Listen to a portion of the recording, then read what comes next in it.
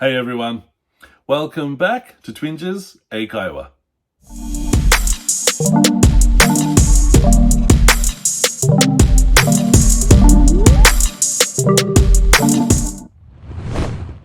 皆さんこんにちは。Twinges 英会話です。Welcome back。今日のワンポイントレッスンは Phrasal Verb 句動詞で、今日の Phrasal Verb は to keep on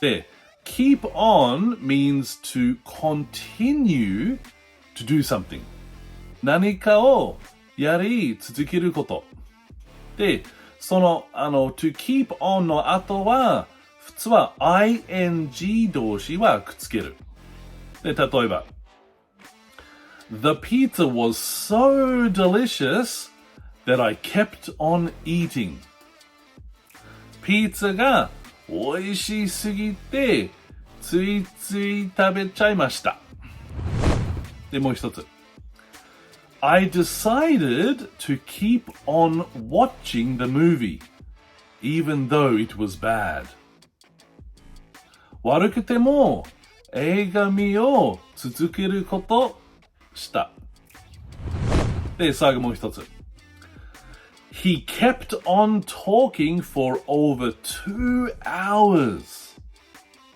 彼は2時間以上話を続けた。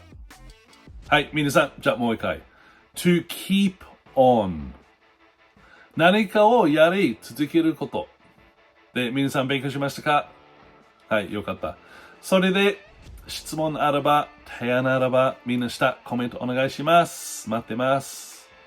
で、皆さんいつも見る本当にありがとう。Thank you for watching and see you in the next one. Bye bye.